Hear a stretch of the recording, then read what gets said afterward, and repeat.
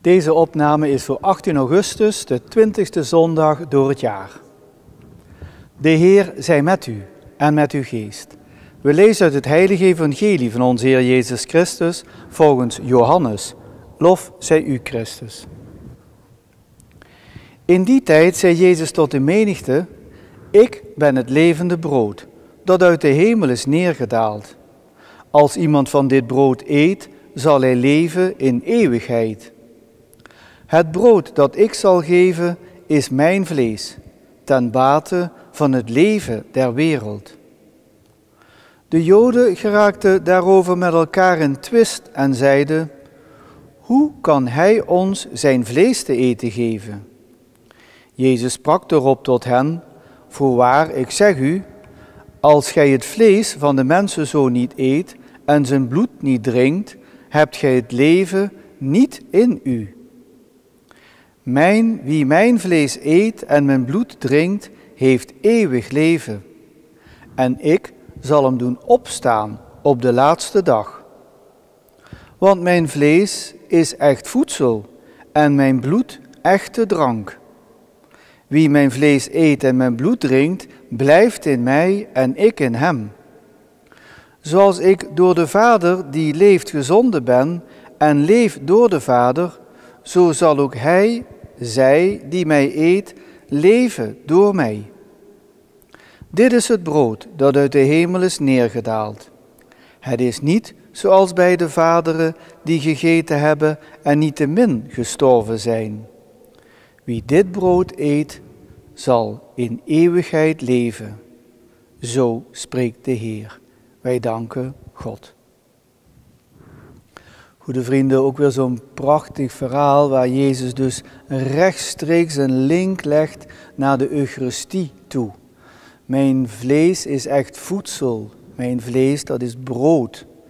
En mijn bloed is echte drank, dat is de wijn die we gebruiken bij de Eucharistieviering. En als je dat dan weet, ja, wat moet je daar dan mee? En in de eerste lezing, daar hebben we een lezingje uit het boek Spreuken. Een hele oude tekst, maar o zo actueel, ook in onze tijd. Veel mensen denken, die kerk die is wat stoffig. Nou, moet je maar eens goed luisteren, ook als je jong bent. De wijsheid heeft zich een huis gebouwd. 7 zuilen heeft zij zich gebouwd. Haar vee heeft ze geslacht, haar wijn gemengd, haar tafel gereed gemaakt. De wijsheid maakt het leven compleet. Nu zendt zij haar dienstmeisjes uit, die wijsheid. Op de hoogste punten der stad moeten zij roepen: Wie onervaren is, komen hierheen. Wie geen inzicht heeft, laat hem tot bezinning komen.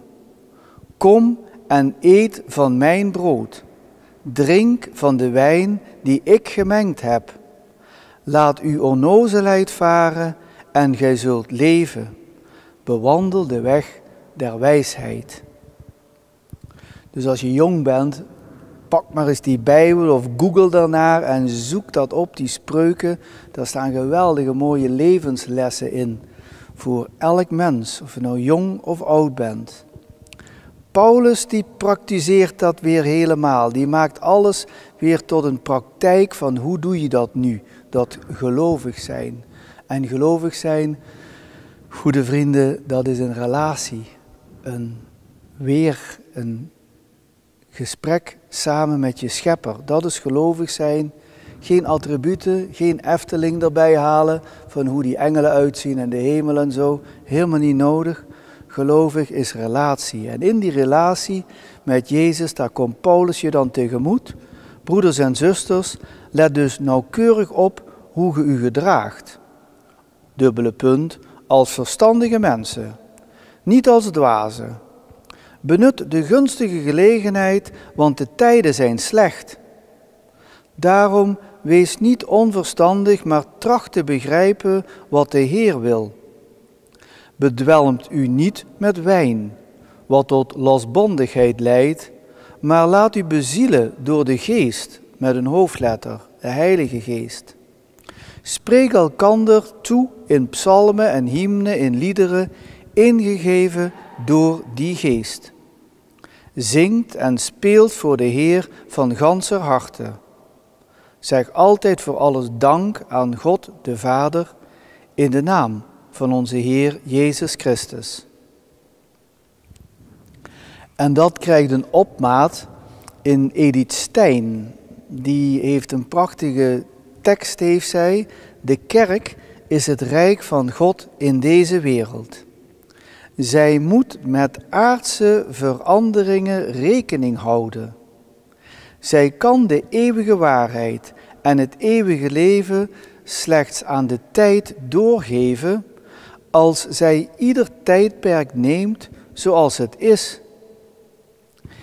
De onwankelbaarheid van de kerk berust immers juist op het feit dat zij aan het vasthouden aan het eeuwige een onvergelijkbare soepelheid verbindt.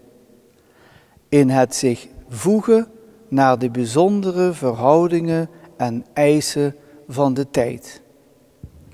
Een kerk is altijd soepel als je hart dat ook is. Dan vind je daar een geweldige voedingsbodem in. En Simone Weil, dat is een Frans-Joodse filosofe en een politiek activiste, is in 1943 in Engeland overleden. Zij schrijft als volgt: Christus is ons brood. Wij kunnen hem er daarom alleen voor het heden om bidden. Want hij is er altijd, aan de deur van ons hart, vragend om binnen te treden. Maar hij forceert onze toestemming niet. Als wij hem toestaan binnen te komen, dan treedt hij binnen. Zodra wij hem afwijzen, gaat hij heen. En daarom, goede vrienden, om die verbondenheid te blijven zoeken, daarom bid ik voor u. Om bescherming, om kracht voor geduld en wijsheid en ook voor een goede gezondheid. Ik wens u een fijne zondag toe. En als God beleeft, tot de volgende keer.